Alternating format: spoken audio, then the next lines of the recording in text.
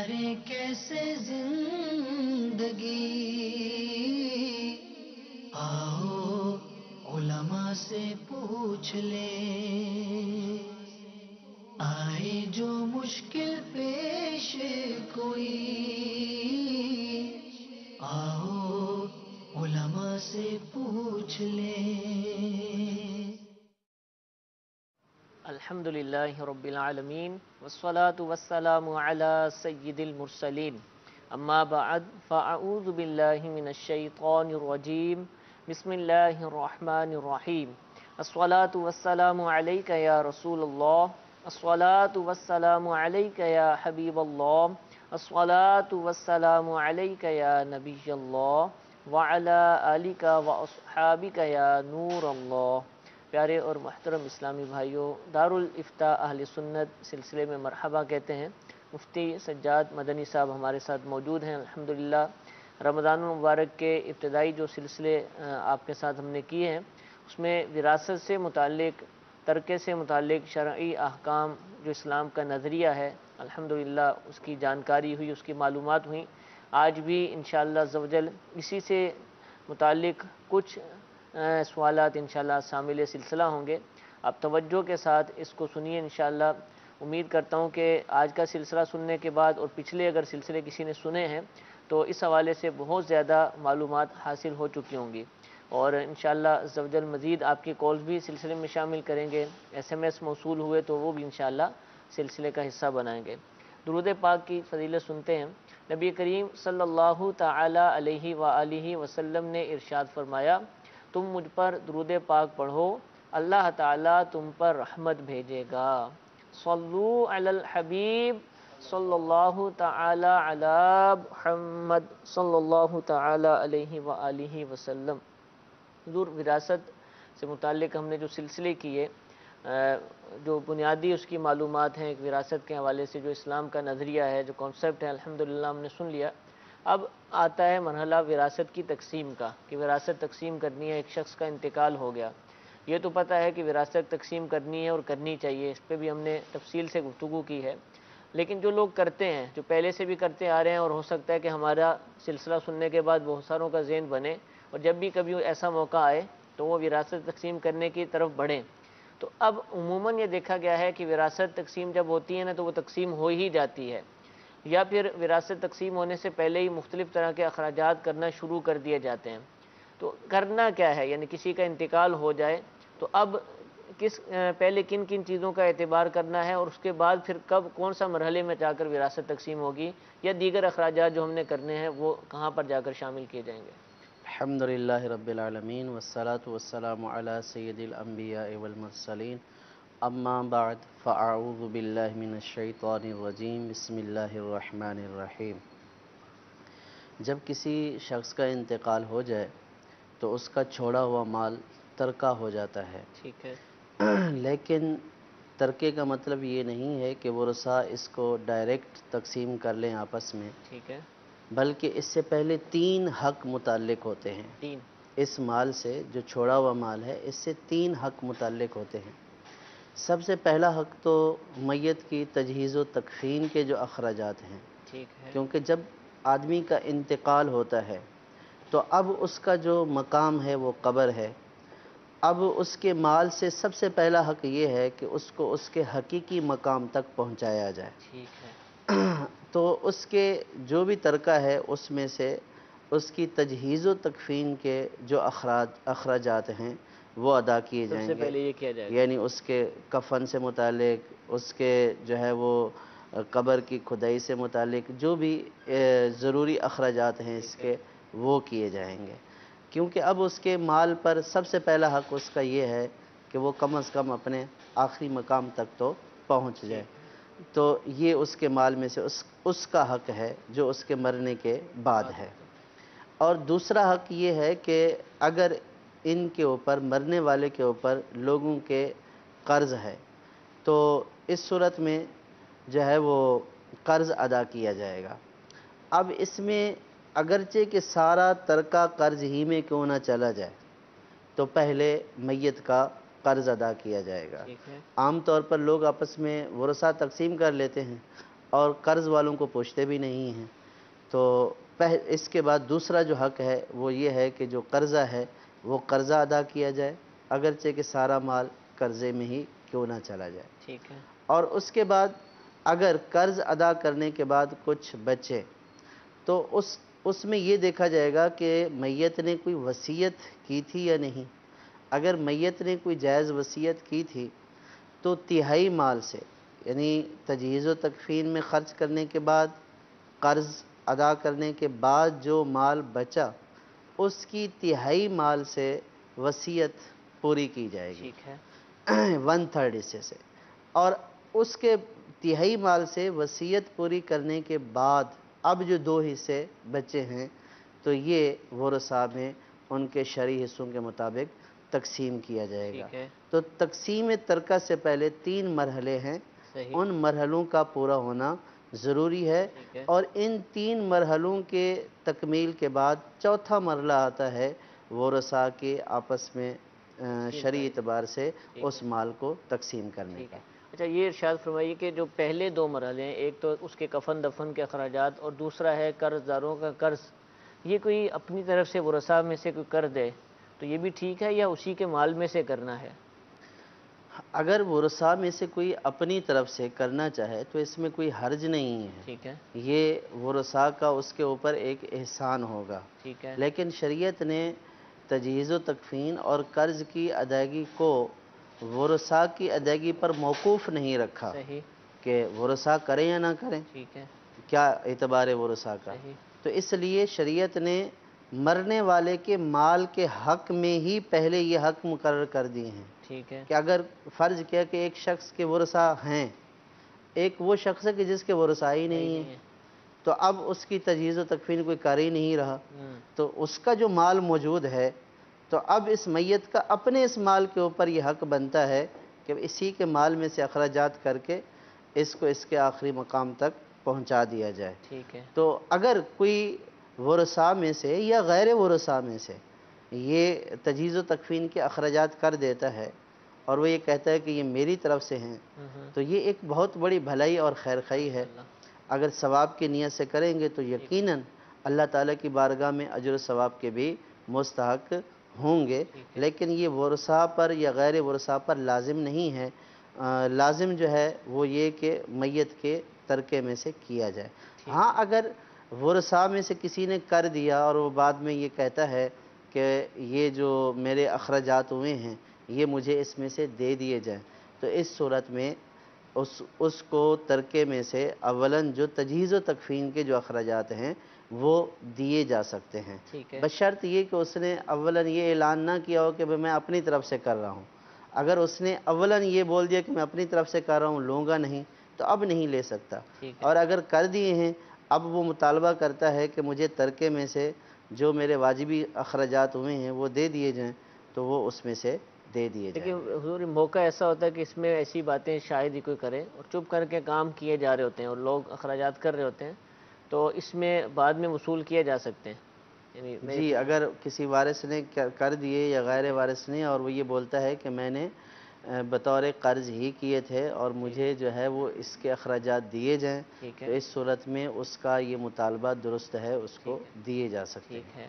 اچھا، اس میں اخراجات ہیں کون کون سے؟ کفن دفن کا ہم کہتے تو صحیح، لیکن ایک پورا ایک طرح کا ایک کام ہے جس میں کفن دفن بھی ہے، قبر کی خریداری کہہ لیں یا جو بھی اس کی فیس ہوتی ہے وہ ادا ہوتی ہے، اور بھی بس منگوائی جاتی ہے، بہت سارے مراحل ہوتے ہیں۔ پھر اس کے بعد ختم کا ایک مرحلہ آتا ہے، سوئم کیا جاتا ہے، یا پھر جب دفنا کر آتے ہیں اس دن بھی لوگوں کو کھانا وغیرہ کھلایا جاتا ہے واپسی پر۔ اب یہ سارے خرچے ہو رہے ہوتے ہیں اتنے سارے، تو یہ سارے کے سارے بھی لیے جا سکتے ہیں یا اس میں سے کچھ ہیں اور کچھ نہیں ہیں؟ جو ضروری اخراجات ہیں ان میں سے یہ کہ اگر فرض کیا کہ کوئی نہلانے والا جو ہے وہ موجود ہیں، لیکن نہلانے والے یہ کہتے ہیں کہ ہم اجرت لے کر نہلائیں گے، ٹھیک ہے، تو اب اس کی اجرت، صحیح، کفن کی خریداری، قبر کی کھدائی، قبر کی جو بڑے شہروں میں عام طور پر قبرستانوں میں فیس لی جاتی ہے، جی جی، تو وہ فیس، اور اسی طرح جو ہے وہ گاڑی وغیرہ کے اخراجات، یہ سارے اخراجات جو ہے وہ لیے جا سکتے ہیں۔ ٹھیک ہے، اور اس کے علاوہ جو بعض اخراجات ایسے ہیں کہ وہ شرعن کرنا بھی جائز نہیں ہے، صحیح، جن میں سے پہلے نمبر پر کہ جس دن انتقال ہوتا ہے تو اس دن جب تدفین کے بعد لوگ آتے ہیں تو میت والوں کی طرف سے ایک دعوت کا اہتمام ہوتا ہے، صحیح، ایک کھانا پکا ہوا ہوتا ہے اور وہ کھانا ایک دعوت ہی ہے۔ ٹھیک ہے، تو یہ اخراجات نہ میت کے خرچے سے کرنا جائز ہیں ٹھیک، اور نہ گھر والوں کو خود سے دعوت کرنا اس صحیح، طرح کی جائز ہے، ٹھیک ہے، دونوں کے لیے جائز نہیں ہے، ٹھیک ہے، کیونکہ یہ غمی کا موقع ہے، یہ خوشی کا موقع نہیں ہے کہ جو تدفین کرنے جا رہے ہیں واپسی پہ ان کو کھانا کھلایا جائے، یہ کوئی دعوت کا موقع محل نہیں ہے۔ ٹھیک ہے، تو یہ میت کے ترکے سے بھی اس کا اہتمام کرنا ناجائز ہے، ورثاء کا اپنی طرف سے بھی اہتمام کرنا ناجائز ہے، ٹھیک ہے، الا یہ کہ بعض جگہوں پر جہاں پہ ہوٹل نہیں ہوتے، بہت دور دور سے مہمان آتے ہیں، جی جی، تو وہاں پہ مہمانوں کے لیے، ایسے مہمانوں کے لیے کہ جن کا یہاں پہ کوئی جاننے والا نہیں ہوتا ہے ٹھیک ہے، یا بہت قریبی بہن بھائی دور سے آتے ہیں جو انہوں نے تو گھر پہ ہی رہنا ہے، ان نے گھر میں رہنا ہے، تو ان کے لیے ضرورت کے مطابق اہتمام کیا جا سکتا ٹھیک ہے، ہے، اور اس میں بھی بہتر یہ ہے کہ جو ہمسائے ہیں یا قریبی رشتہ دار ہیں وہ پہلے دن جو ہے وہ میت کے گھر والوں کے لیے، اور جو ان کے وہ عزیز و اقارب ہیں کہ جو دور سے آئے ہیں، دور سے آنے سے مراد یہ ہے کہ یہاں پہ ان کا کوئی نہیں ہے اور یہاں پہ انہوں نے قیام کرنا ہے اور باہر کوئی ایسا انتظام نہیں ہے کھانے پینے کا، تو اب مجبوراً ان کو انتظام کرنا پڑے گا۔ ٹھیک ہے، تو یہ ایک جدا صورت ہے، لیکن ہر عام و خاص کے لیے جو ہے وہ دعوت کرنا یا بریانی کی دیگیں پکانا یہ شرعاً جائز نہیں ہے۔ ٹھیک ہے، اسی طرح سوئم کے موقع کے اوپر جو سوئم کے بعد کھانا ہوتا ہے، تو یہ بھی ہمارے ہاں، ہمارے پاکستان میں عام طور پر اس کا جو رواج ہے یہ بھی دعوت والا ہی ہے، صحیح، تو یہ بھی دعوت جائز نہیں ہے ٹھیک ہے، کہ یہ دعوت کا موقع نہیں ہے، کہ صحیح، یعنی عام کھانا ہوتا ہے، ہر امیر و غریب اس کو کھا رہا ہوتا ہے، تو یہ جائز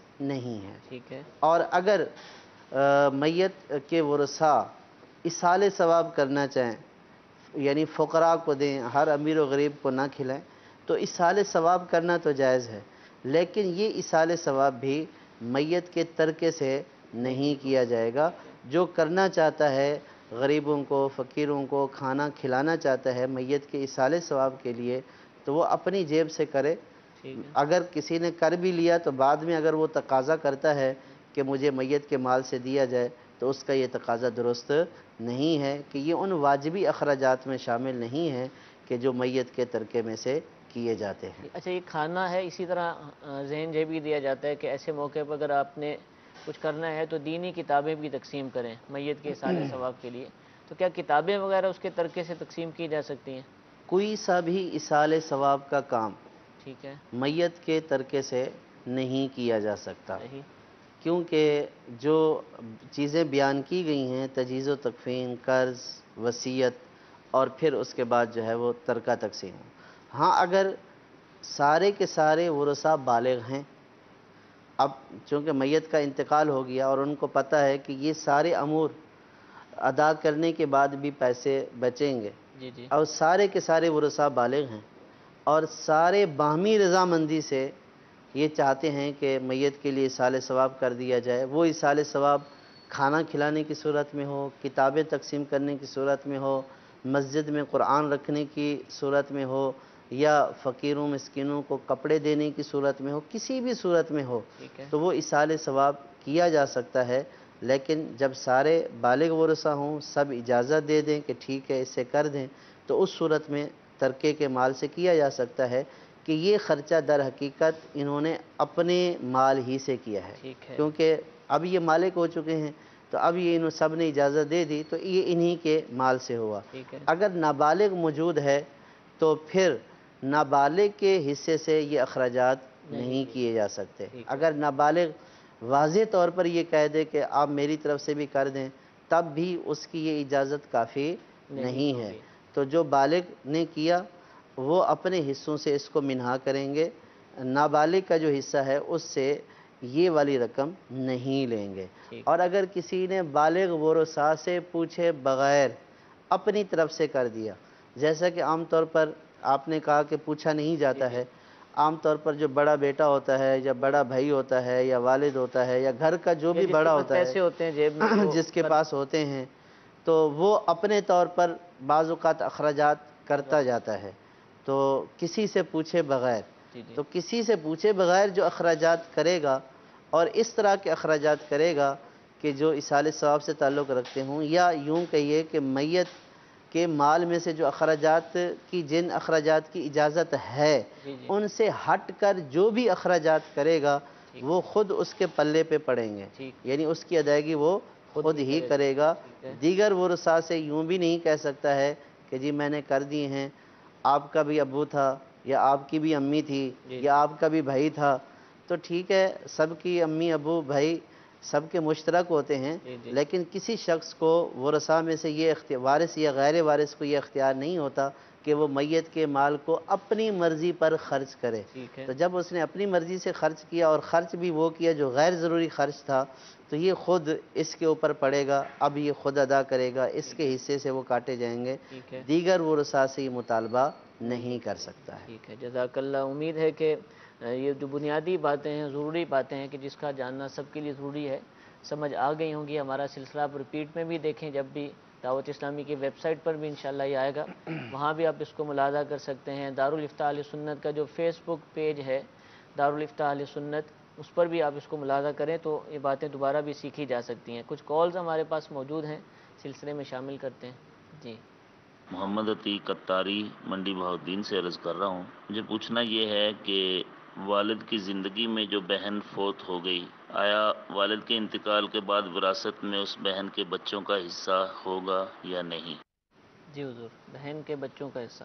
وراثت کا اصول یہ ہے کہ جس شخص کا انتقال ہوا تو اس کے انتقال کے وقت جو اس کے ورثاء موجود ہوتے ہیں تو وہ اس کے وراثت کے ترکے کے حقدار ہوتے ہیں۔ ٹھیک ہے، اگر اس شخص کے انتقال سے پہلے اس کے جو ممکنہ ورثاء تھے ان میں سے کسی کا انتقال ہو گیا تو اس کی اب جو اولاد ہے وہ وارث نہیں ہوگی۔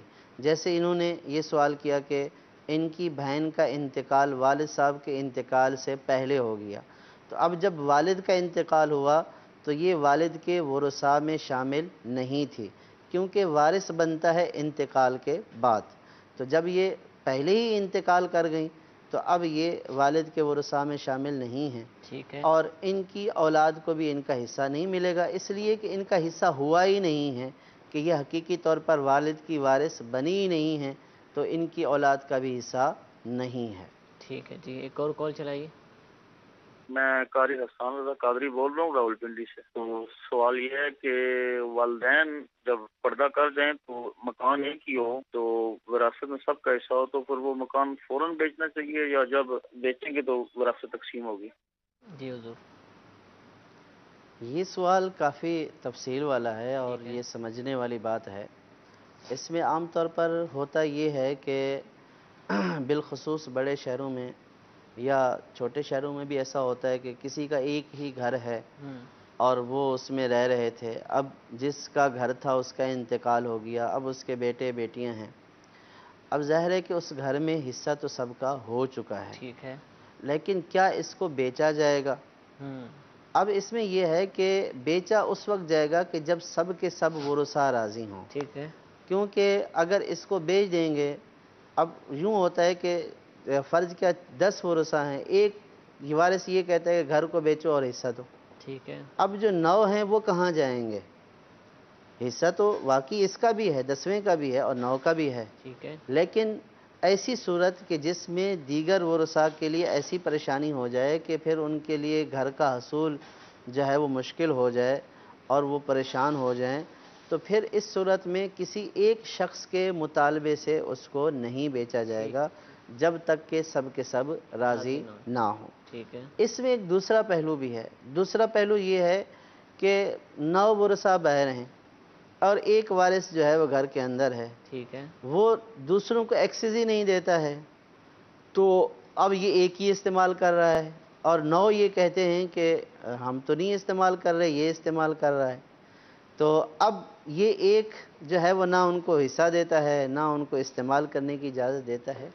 تو ایسی صورت میں شریعت نے حکم تو یہی دیا ہے کہ جب تک سب راضی نہیں ہوں گے اس کو بیچا نہیں جائے گا، لیکن سارے کے سارے اس سے نفع کیسے اٹھا سکیں تو اس کے لیے شریعت نے ایک اصول باری کا اصول مقرر کیا ہے. باری کا باری مقرر کر لیں، چونکہ اس میں سب کا حصہ ہے، تو جب سب کا حصہ ہے تو سب اس سے نفع اٹھائیں گے. ٹھیک ہے. اب اگر سالہ سال تک ایک شخص ہی نفع اٹھاتا رہے اور دوسروں کو قریب نہ پھٹکنے دے تو یہ بھی زیادتی ہے. ٹھیک ہے. تو شریعت نے یہ اصول مقرر کیا ہے کہ یہ باری مقرر کر لیں 6 مہینے کی، سال کی، کہ سال یہ رہے گا اور سال کے بعد یہ اس گھر سے چلا جائے گا، پھر دوسرا وارث رہے گا. اب وہ دوسرا وارث رہے یا کرائے پر دے دے، یہ کسی کو دے دے کرائے پہ، کسی کو کرائے پر دے، ٹھیک ہے. وہ خود بھی نفع حاصل کر سکتا ہے، کرائے پر دے کر بھی نفع حاصل کر سکتا ٹھیک ہے. ہے.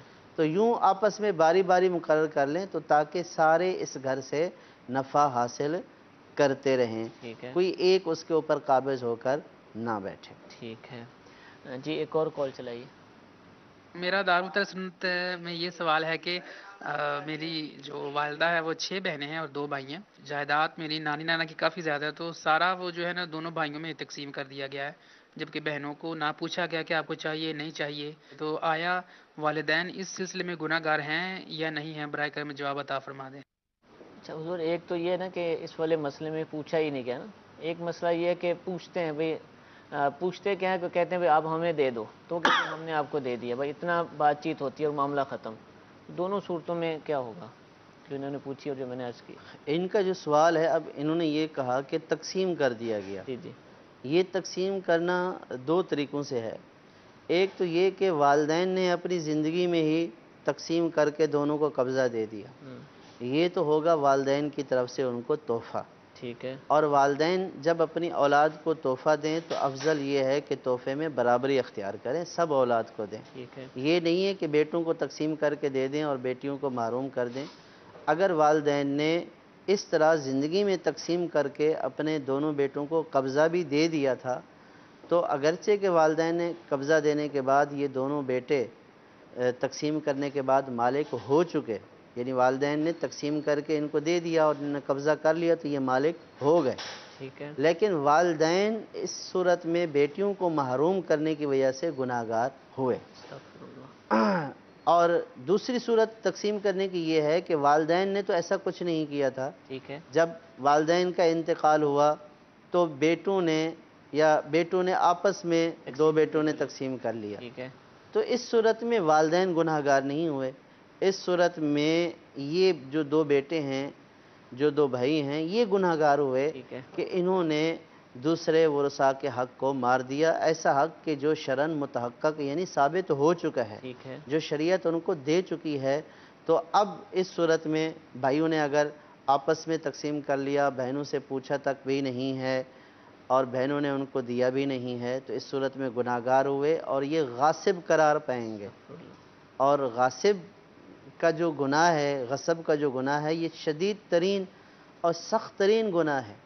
نبی کریم صلی اللہ تعالیٰ علیہ وسلم نے ارشاد فرمایا کہ جو کسی کی ایک بالشت زمین بھی غصب کر لے گا، بروز قیامت اللہ تبارک و تعالیٰ 7 زمینوں کا طوق بنا کر اس کے گلے میں لٹکا دے گا.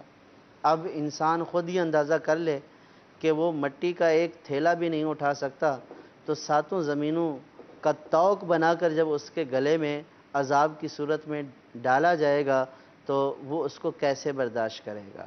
تو جو اس طرح غصب کر لیتے ہیں وہ شدید گناہ گار ہیں، غاصب ہیں اور عذاب جہنم کے حقدار ہیں. اس طرح جو ہے وہ نہیں کرنا چاہیے اور وہ دیگر ورثاء کو ان کا حصہ دینا چاہیے. جو دوسرا سوال آپ نے کیا ہے کہ یہ تو انہوں نے پوچھا نہیں ہے، بعض اوقات پوچھتے ہیں تو بہنیں معاف کر دیتی ہیں. تو جو وراثت کا حصہ ہے یہ ضروری اور جبری حصہ ہے، یعنی بہر صورت لینا ہے، قبضہ کرنا. معاف کرنے سے یہ معاف نہیں ہوتا ہے. اگرچہ کہ بہنیں دل سے ہی کیوں نہ معاف کر دیں ٹھیک ہے بھائیوں کو کہ بھئی ہم نے آپ کو معاف کر دیا، تب بھی یہ معاف نہیں ہوا، بہنوں کا حصہ باقی ہے. ٹھیک ہے. تو اس کی یہ صورت ہو سکتی ہے کہ کہ اس میں اولاً تو اس معافی کو بھی دیکھا جائے، بعضوں کا دل سے بھی ہوتا ہے، بعضوں کا دل سے نہیں ہوتا اکثر ہے۔ تو مشکل ہی لگتا ہے۔ والدہ کہہ دیتی ہے کہ کیا آپ بھائیوں کا حصہ لوگی، بھائیوں کا حق مارو گی، حالانکہ وہ بھائیوں کا حق نہیں مار رہی ہوتی ہیں وہ اپنا ہی بیچاری، حق لے رہی ہوتی ہے۔ تو آپ جو ہے وہ لے لو گی، ڈائن ہو آپ، بھائی کا حصہ لے رہی ہو، تو اس والدہ طرح بھی کرتی کی ہیں ایسے۔ جی والدہ کرتی ہیں، دیگر جو قریبی رشتہ دار ہوتے ہیں یہ کرتے ہیں۔ تو اس طرح کے جملے جب ان کو سننے کو ملتے ہیں تو وہ بے کسی اور مجبوری میں کہہ دیتی ہیں چلو ہم نے معاف کر لے دیا۔ لیا تو بھائیوں کا منہ نہیں دیکھو گی، جی گھر نہیں دیکھو گی۔ جی، تو اس طرح معاف کرنے سے بھی معاف نہیں ہوا، یہ مجبوری کی صورت میں معاف کرنے سے معاف نہیں ہوا۔ اگر کوئی خوشی سے ہی معاف کرتے ہیں کہ میرے پاس اللہ تعالیٰ کا دیا بہت ہے، میں نے بھائیوں کو دے دیا، تو بھی یہ بھائیوں کا نہیں ہوا۔ ٹھیک ہے، اس کے لیے جو ہے وہ ان کو لینا پڑے گا قبضہ کرنا۔ اور بھائیوں کو دینا پڑے گا، ٹھیک ہے۔ یعنی بھائیوں کی جائیداد میں ان کا حق ابھی بھی موجود ہے، بھائیوں کو دینا پڑے گا۔ ٹھیک ہے۔ ہاں اگر خوشی سے دینا چاہتی ہیں تو اس کا طریقہ شریعت نے یہ ارشاد فرمایا ہے کہ آپ جو ان کا بنتا ہے ان کو دے دیں۔ ٹھیک ہے، اب دیکھی جائے گی ان کی خوشی اب کہ وہ دیتی ہیں یا نہیں دیتی ہیں۔ مشکل ہو جائے گا۔ اگر وہ خوشی سے دے دیتی ہیں ٹھیک ہے، تو ان کو بھائیوں کو کیا وہ کسی دوسرے کو بھی خوشی سے دے سکتی ہیں، ٹھیک ہے، کسی فقیر کو دے دیں، کسی مستحق کو دے دیں، کسی اپنے دوسرے عزیز کو دے دیں، اپنے شوہر کے حوالے کر دیں، جو بھی وہ کرنا چاہیں وہ ان کا حصہ ہے، اس میں ہر جائز تصرف وہ کر سکتی ہیں۔ تو اگر بہنوں نے دینا ہے تو پھر ان کا حصہ ان کے ہاتھ میں دے دیا جائے، ٹھیک ہے، اسے یہ کہا جائے یہ آپ کا حصہ ہے جو شریعت نے آپ کو دیا ہے، اب ہم نہ آپ سے سوال کرتے ہیں نہ ہمیں ضرورت ہے، اب آپ کی مرضی جو چاہیں بھی آپ کریں۔ تو اب اگر بہن خوشی سے اپنے بھائی کو دے دیتی ہے، والدہ کو دے دیتی ہے، کسی کو بھی دے دیتی ہے، تو اس میں کوئی شرعاً حرج نہیں ہے، جس کو دے گی وہ قبضہ کرے گا، اس کا مالک ہو جائے گا۔ ٹھیک ہے۔ اچھا حضور، ایک اور بہنوں کے حوالے سے، کیونکہ اس میں ہی سب سے زیادہ ابتلا ہے نہ دینے کا، کہ بہن کی اگر شادی ہوئی ہے، شادی ہو گئی ہے نا، تو یہ بھی جملہ سننے کو ملتا ہے کہ دیں گے بہن کو لیکن ابھی کچھ عرصہ شادی چلنے دے، دیکھ لیتے ہیں یہ مرد اس کے ساتھ کیسا رہتا ہے، یہ نہ ہو کہ ہمارا مال جو ہے نا، کیونکہ اگر بہن کا انتقال خدا نخواستہ ہو جائے تو وہ اس کے پھر شوہر کو بھی ملے گا، اور اس طرح کے الفاظ بھی سننے کو ملتے ہیں کہ کچھ عرصہ دیکھ لیں اس کے بعد دیں گے، تو پھر وہ بعد بھی نہیں آتا ہے، اور یا پھر کافی وقت گزار دیا جاتا ہے اور اس میں بھی تصرفات ہو جاتے ہیں۔ تو کیا یہ کانسیپٹ بھی صحیح ہے کہ ابھی اس کی شادی کے حالات دیکھنے کے بعد ہی دیا جائے، یا اس کو اس کا مال دے دیا جائے؟ یہ کنسیپٹ شرعاً تو بالکل غلط ہے، ٹھیک ہے، یعنی دیکھنے کی کیا ضرورت ہے؟ اس طور پر تو پھر بھائیوں کو بھی دیکھا جائے، اگر بھائی نے شادی کر لی ہے کہ اس کی زوجہ اس کے ساتھ رہتی ہے یا نہیں رہتی، آگے کیا صورتحال بنتی ہے، تو جب بھائیوں میں نہیں ہے تو بہنوں میں کیوں ہے؟ بہنوں آپ نے بہن کو حصہ دینا ہے، ٹھیک ہے، اس کے شوہر کو حصہ نہیں دینا ہے۔ ٹھیک ہے۔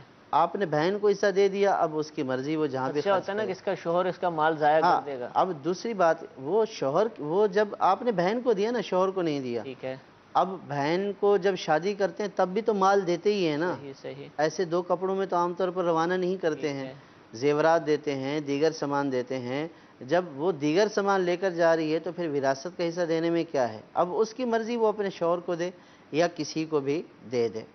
اور دوسری بات یہ کہ یہ بھی کہ اگر بہن کا انتقال ہو جائے دوسروں کے پاس چلا جائے گا، تو یہ بھی ایک غلط بات ہے اور بالکل شریعت کے تقاضوں سے متصادم ہے، ٹھیک، یعنی مخالف ہے، کہ آپ نے اپنی بہن کو حصہ دیا، اب اس کا نکاح ہو گیا، اب اس کا انتقال ہو گیا، اب انتقال کے بعد جو اس کے شرعی وارث بنیں گے وہ حقدار ہوں گے، اگر اس کا شوہر زندہ ہے تو وہ شوہر بھی اس کا حقدار ہوگا، ٹھیک ہے، اگر شوہر کا انتقال ہو جائے تو اس کا تو مال تب تو اس کو ملے گا۔ بہن کے حق میں یہ جو ہے وہ اٹھ کر کھڑے ہوں گے کہ بھی اس کو حصہ دلایا جائے۔ ٹھیک ہے، تو بہن بھی شوہر کے انتقال کی صورت میں وہ بھی تو وہاں سے حصہ لے رہی ہے۔ ٹھیک ہے، اب اگر اس کے بھائی یہ بولیں کہ بھئی ہماری جائیداد غیروں میں نہ ابھی تو جائے، شادی ہوئی تھی اور ابھی جی ابھی شادی ہوئی تھی، ابھی جو ہے یہ 1 مہینہ بھی نہیں ہوا اور مفت میں جائیداد لے کر جا رہی ہے، تو یہ مفت والی بات نہیں ہے، یہ اللہ تعالیٰ کی طرف سے دیا ہوا حصہ ہے۔ ٹھیک ہے، اگر بہن کا انتقال ہو جائے بہنوئی اس کا حقدار ہے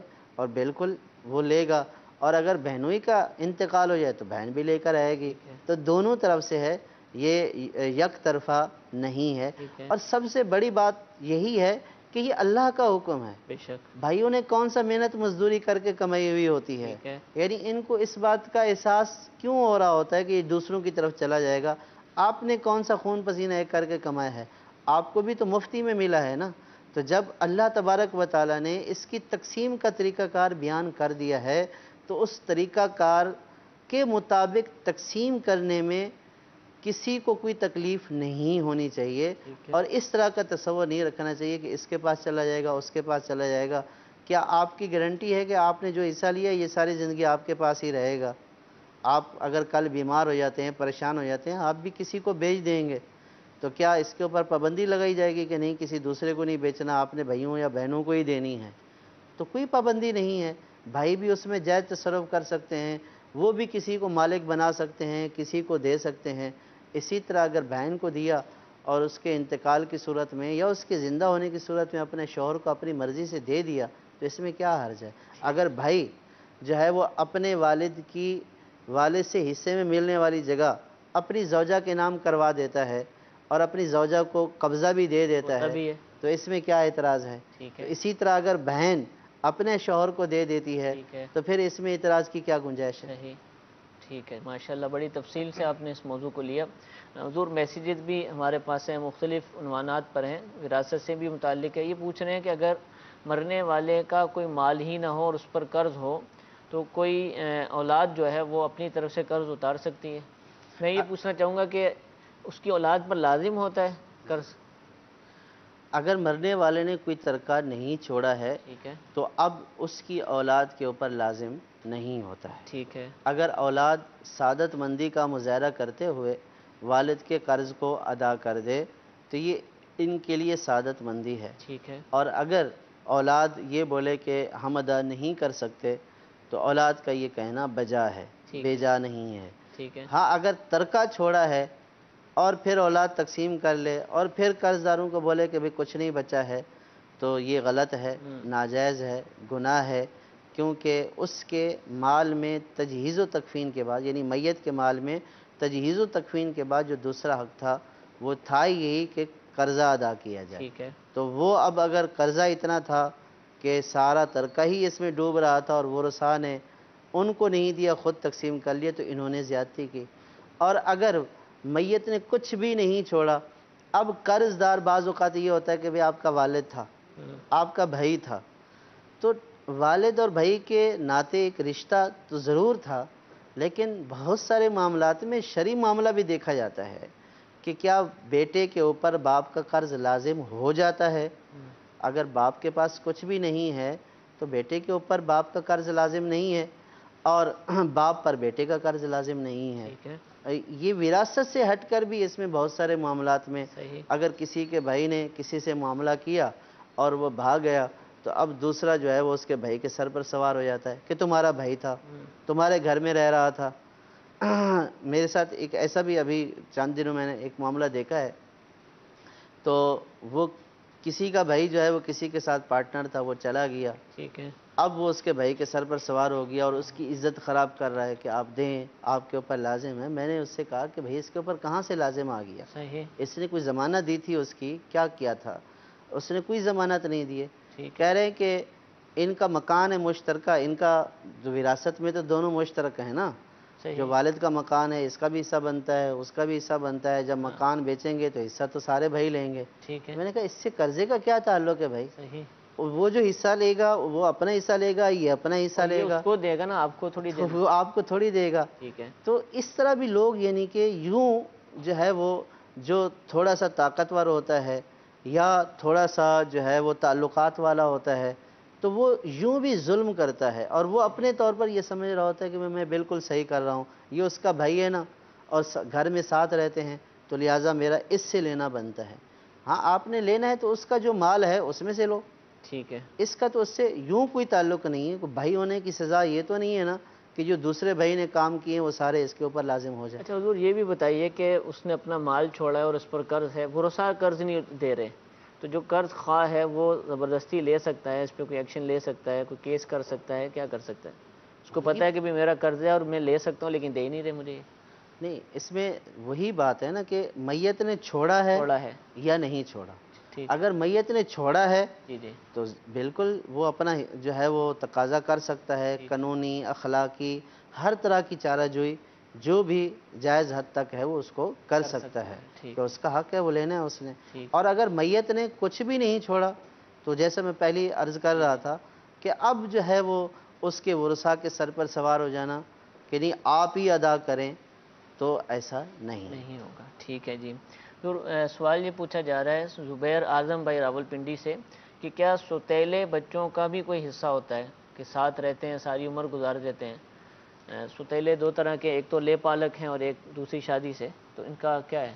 جی، لے پالک کا تو کوئی حصہ نہیں ہے۔ ٹھیک ہے جو منہ بولا بیٹا ہوتا ہے یا بیٹی ہوتی ہے اس کا جائیداد میں کوئی حصہ نہیں ہوتا ہے، وہ حقیقی بیٹا نہیں ہوتا، حقیقی بیٹوں والے اس کے بھلے ہی احکام۔ کتنا قریبی ہو، سارا کاروبار وہ سنبھال رہا ہو، بزنس ایک طرح کے جی باپ بیٹے ہی کہلاتے ہیں اور سب وہ دیکھ رہا ہوتا ہے، جی، لیکن وراثت میں کچھ نہیں نہیں وراثت میں کوئی نہیں ہے۔ اگر وہ جو باپ ہے، منہ بولا باپ ہے، اس کاروبار اس کا ہے اور لے پالک بیٹا اس میں مددگار ہے، معاون ہے، تو اس کی حیثیت معاون اور مددگار ہی کی ہے۔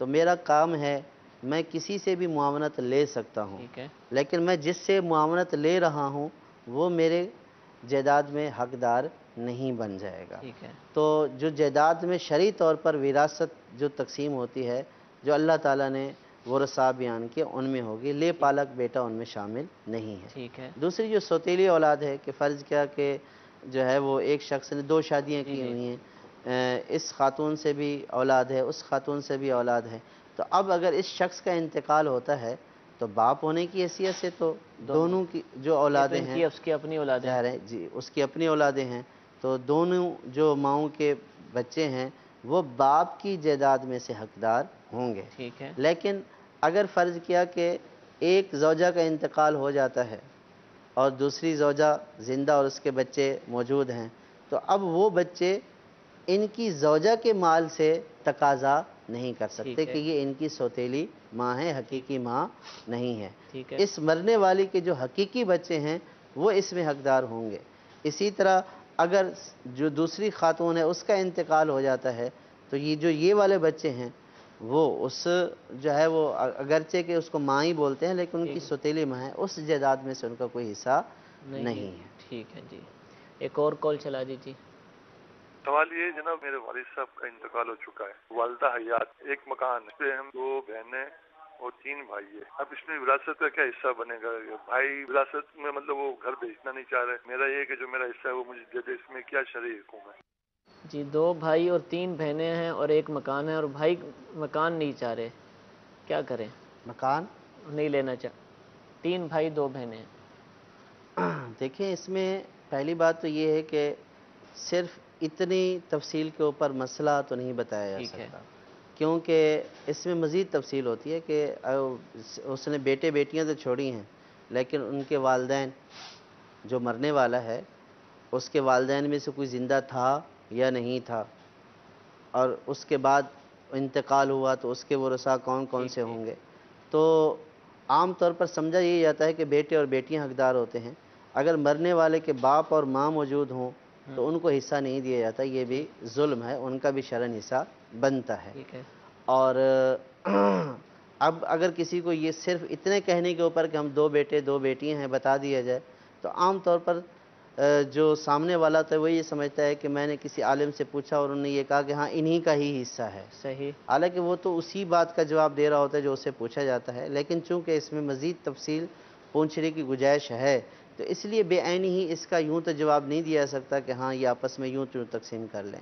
ہاں اس کا یہ جواب دیا جا سکتا ہے کہ اللہ تعالیٰ نے جو بیٹوں کا حصہ رکھا ہے وہ بیٹیوں کے مقابلے میں دگنا ہے، ٹھیک ہے یعنی بیٹے کو 1 ملے گا تو بیٹی کو آدھا ملے گا، یہ تقسیم ہے۔ لیکن کیا یہی وارث ہیں یا دیگر بھی ہیں، اس کو دیکھنے کے بعد اس کا جواب دیا جا سکتا ہے۔ ٹھیک دوسری بات یہ کہ بھائی مکان نہیں لینا چاہتے جی جی یا نہیں دینا چاہتے، لینا چاہتے غالباً سمجھ آیا، اگر بھائی فرض کچھ کیا کہ اور لینا مکان چاہتے میں رہ رہے ہیں اور وہ یہ چاہتے ہیں کہ جو ہے وہ بہنیں حصہ لے لیں تو ٹھیک ہے، باہمی رضامندی سے اس میں کوئی حرج نہیں ہے کہ جو مکان کی اس وقت مارکیٹ ویلیو بنتی ہے ٹھیک ہے تو اس کے مطابق بہنوں کو ان کا حصہ دے دیں اور جو ہے وہ بہنیں اس حصے اپنے اس مکان سے آزاد ہو جائیں گی ٹھیک کہ انہوں نے اپنا جتنا حصہ بنتا تھا وہ حصہ لے لیا۔ ٹھیک ہے، یہ بھی بات یاد رہے کہ عام طور پر وراثت میں جو لوگ سمجھتے ہیں کہ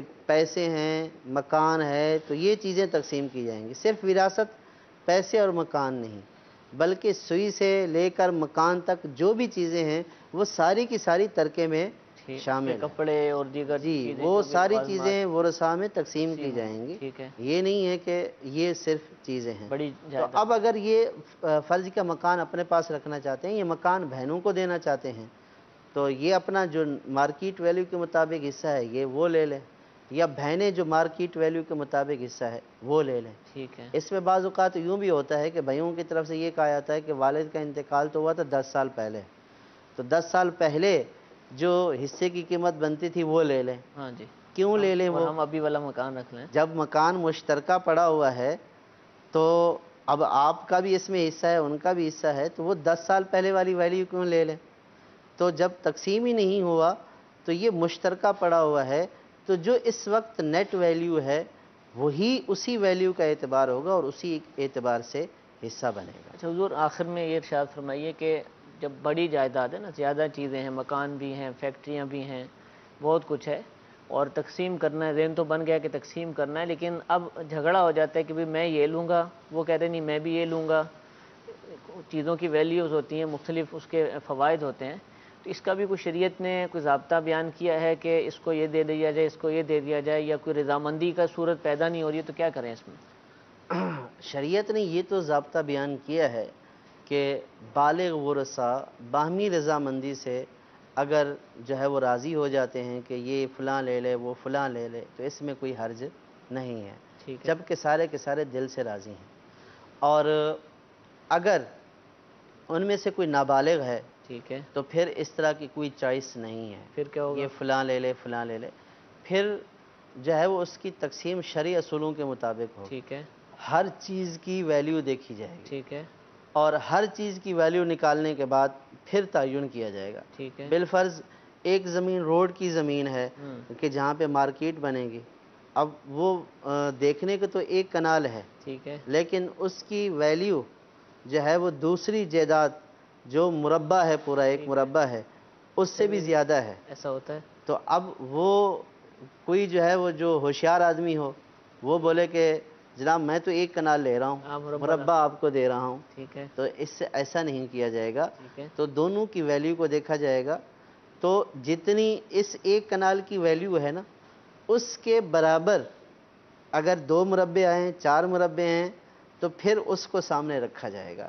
تو اس کا تقسیم کا ایک پورا ضابطہ ہے۔ اس میں بس اتنا کہا جا سکتا ہے کہ بندر بانٹ کرنے کی اجازت نہیں ہے، ٹھیک ہے، جو شریعت نے تقسیم کا اصول بیان کیا ہے اس کے مطابق کریں گے۔ اور شریعت کا اصول کون بتائے گا؟ شریعت کا اصول وہ بتائے گا جو شریعت کو جانتا ہوگا۔ ٹھیک ہے، تو جب اس طرح کی صورتحال ہو کہ کوئی یہ کہہ رہا ہو کوئی وہ کہہ رہا ہو، تو اس میں سمجھدار جو لوگ ہوں ان کو یہ مشورہ دینا چاہیے کہ دیکھیے کہ یہ اللہ تبارک و تعالیٰ نے آپ کو حصہ دیا ہے ترکے کی صورت میں، تو جب اللہ تبارک و تعالیٰ کی طرف سے یہ آپ کو حصہ عطا کیا گیا تو جو ترکے کو تقسیم کرنے کا اصول ہے آپ کسی اہل علم کے پاس چلے جائیں اور وہ اس کو جو شرعی اصولوں کے مطابق جس طرح تقسیم کر کے دے دیں تو اس کے مطابق اس کو لے لیں۔ الحمدللہ اس مقصد کے لیے دعوت اسلامی کے دارالافتاء اہل سنت جو ہے وہ تقریباً 11-12 کے قریب دارالافتاء اہل سنت مختلف شہروں میں ہیں۔ الحمدللہ، تو یہ جو عام طور پر کام ہوتا ہے نا یہ مفتی صاحبان ہی کرتے ہیں ٹھیک ہے، کہ جو وراثت کے امور کے ماہر ہوتے ہیں، صحیح، تو ان کے پاس لے کر جانا چاہیے معاملہ، اور ان کو سوئی سے لے کر مطلب مکان تک بینک بیلنس تک ساری چیزیں بتا دیں کہ یہ ہمارا ترکہ ہے اور ٹوٹل ویلیو یوں ہے اور اب کیسے تقسیم ہوگا۔ ایک تو ٹوٹل ویلیو کے اعتبار سے تعداد بیان کر دی جائے گی، اور ایک یوں ہوتا ہے کہ بھئی یہ مکان لینا چاہ رہا ہے وہ فلاں لینا چاہ رہا ہے، تو اولاً تو اس میں باہمی رضامندی، لیکن اس کے لیے ساروں کا بالغ ہونا ضروری ہے۔ ٹھیک اب نابالغ ہیں تو باہمی رضامندی سے بھی کام نہیں چلے گا، پھر شرعی اعتبار سے نابالغ کے حق کو دیکھتے ہوئے جو تقسیم ہوگی اس کے اوپر عمل کرنا ہوگا۔ ٹھیک ہے، اور ایسی صورت میں سب کو ہی حاضر ہونا چاہیے مفتی صاحب کے پاس، جی، مرد و عورت، چھوٹے بڑے؟ اس میں سب کو ہی حاضر ہونا چاہیے۔ ٹھیک ہے، اس کی ایک وجہ یہ بھی ہے کہ عام طور پر چونکہ یہ جھگڑے والی صورتحال ہوتی ہے. ٹھیک ہے. اب اگر ایک بندہ جو اس نے بیان دیا اس کے مطابق فتویٰ دینے والے نے تو فتویٰ تحریر کر دیا, صحیح. لیکن ہوتا یہ ہے کہ پھر دوسرے ورثاء کہتے ہیں یہ اپنے مولوی سے فتویٰ لے کر آ گیا, ٹھیک ہے. یہ اپنے مفتی سے لے کر آ گیا, ہم اپنے مفتی سے لیں گے. صحیح. تو اس میں پھر وہی ہر ایک کے پاس فتویٰ ہوتا ہے. اب مفتی کا کام یہ ہوتا ہے کہ جو سوال لکھا ہوا ہے اس کے مطابق جواب دینا. ٹھیک ہے. اب کس نے کیا سوال لکھا, اس نے کچھ اور سوال لکھا, اس نے کچھ اور سوال لکھا, تیسرے نے کچھ اور سوال لکھا, اور 3 مختلف جگہوں سے فتویٰ لیا, تو جب سوال مختلف ہیں تو جواب بھی مختلف ہی ہیں گے. پھر ہوتا یہ ہے کہ لوگ یہ بولتے ہیں کہ دیکھیں مولانا حضرات نے جو ہے نا اس نے کچھ جواب دیا, اس نے کچھ جواب دیا, اس نے کچھ جواب دیا. یہ نہیں دیکھتے کہ سوال کیا ہوا, سوال مختلف تو جواب بھی مختلف. تو آسان اور سب سے اچھی صورت یہ ہے کہ سارے ورثاء بہن بھائیوں سمیت جو ہے وہ موجود ہوں, اور ان کی موجودگی میں سب بیان کیا جائے, سوال لکھا جائے, سب اس کو پڑھ لیں, سن لیں, اور اس کے بعد جو جواب آئے گا وہ متفقہ جواب ہوگا. انشاءاللہ اللہ تعالیٰ ہم سب کو شریعت مطہرہ کے اصولوں کے مطابق وراثت کے معاملات کو سر انجام دینے کی توفیق عطا فرمائے. سلسلے کا وقت ختم ہوا. انشاءاللہ کل پھر اسی وقت دارالفتاح اہل سنت کے سلسلے کے ساتھ حاضر ہوں گے. اللہ تعالیٰ ہم سب کو دین متین کے احکام سیکھنے, ان پر عمل کرنے کی توفیق عطا فرمائے. آمین بجاہ النبی الامین. صلو علی الحبیب صلی اللہ تعالی علی محمد صلی اللہ علیہ وسلم. زندگی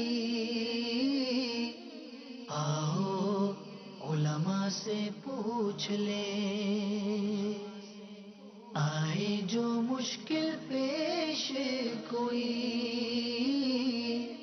آؤ علماء سے پوچھ لیں. مدرسۃ المدینہ, مدرسۃ المدینہ. جامعۃ المدینہ آن لائن نے 4 سالہ درس نظامی کے ساتھ ساتھ اب 6 سالہ مکمل درس نظامی کا آغاز کر دیا ہے. اب آپ گھر بیٹھے روزانہ 2 گھنٹے دے کر 6 سال میں مکمل درس نظامی کر سکتے ہیں. تو آئیے آج ہی داخلہ لے لیجئے. آن لائن میں داخلے کا طریقہ ہماری ویب سائٹ www.dawat-islami.net میں ڈپارٹمنٹس کے آپشن پر کلک کریں تو اس میں مدرسۃ المدینہ آن لائن شو ہوگا. اس پر جب کلک کریں گے تو مدرسۃ المدینہ آن لائن کا پیج اوپن ہو جائے گا. اس میں مدرسۃ المدینہ آن لائن کا رجسٹریشن فارم ہے. سب سے پہلے اس کو فل کریں. اس کو فل کر لیں گے تو ہماری آفیشیل میل آئی ڈی سے ان کو ایک میل کی جائے گی جس میں انہیں مدرسۃ المدینہ آن لائن میں ایڈمیشن کی کنفرمیشن رپورٹ دی جائے گی, جس میں انہیں مدرسۃ المدینہ آن لائن میں رابطے کے لیے آفیشیل اسکائپ آئی ڈی دی جائے گی, جس کے ذریعے سے آپ کو اپنی مناسب ٹائمنگ کے مطابق درجے میں داخلہ دیا جائے گا. حضرت سیدنا عیسیٰ علیہ السلام ایک قبر کے قریب سے گزرے تو عذاب ہو رہا تھا. کچھ وقفے کے بعد پھر گزرے تو ملاحظہ فرمایا کہ نور ہی نور ہے اور وہاں رحمت الہی عز و جل کی بارش ہو رہی ہے.